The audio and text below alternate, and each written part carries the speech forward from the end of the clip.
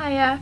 So this video update is really mostly about my hair, because lots of you have been asking what it looks like now. Well, bit of a state, to be honest, because it's at that sort of in-between stage where I had the pixie crop, and you all saw that in my last video, and everyone said they loved it, and you know, I did to a certain extent, but it's sort of just not me. Like, what I really want back is my short red bob that I had just before I lost my hair and I'd come to adore, and I want that back. So I know it's going to take a while, and I'm going to have to go through this stage where I sort of have a bit of a mullet going on.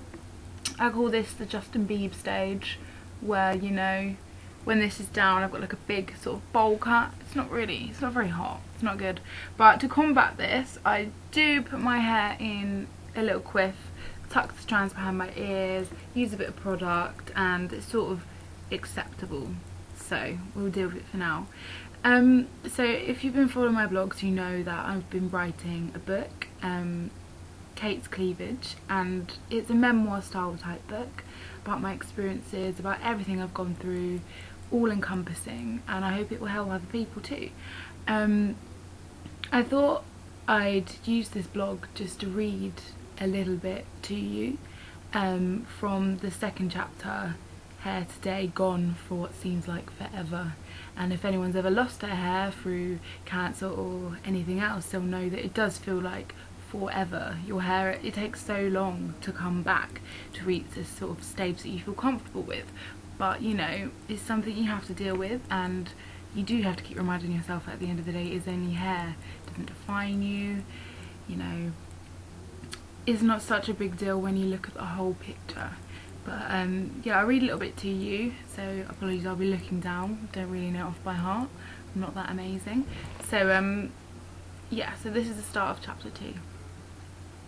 I want to take this moment to regress in the timeline of my experiences and discuss in greater depth the monumental moment when your toilet finally fills up with your own hair, and you know your hairless alter ego is soon to make an unwelcome appearance. If someone had told me a few years back that I'd lose all but a few strands of my hair at the age of 21, I would have cherished those hairs a little bit more, recognised each lock as a blessing, and flagrantly enjoyed the infallible sense of confidence I had always exuded, because I would know how quickly all of this would be rudely snatched away from me. You are told before you begin your regime that your hair will in all likelihood fall out 3 weeks after your first chemotherapy. Those first 3 weeks were torturous, because I had just come to adore my short red bob, and so felt like I was having one last fling with my hair. I made the most of every hairy opportunity. Even the once laborious washing and conditioning of my hair became a relish pastime. I twisted and plaited, excessively brushed, and ran my fingers through my hair for hours on end, and figured I may as well take 100 photos of myself to record and save the cherished image of my head with actual human hair. Justified self-indulgence.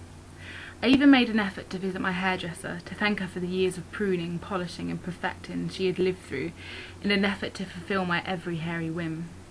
I told her that I would no longer be needing her services, not because she'd been replaced by some superior hair doctor, but because I wouldn't need to have anyone to colour my hair, cut or style it. I knew it would be a year long before I felt the confidence enough to leave the house without a hat of hair, so my wigs became a true comfort blanket for me, making me feel relatively normal and attractive, but still nowhere near close to the comfort of real hair pinned fashionably on my head. In a way, a wig, although undoubtedly a positive invention, is also comparable to a hairy straitjacket, because it limits your self-image.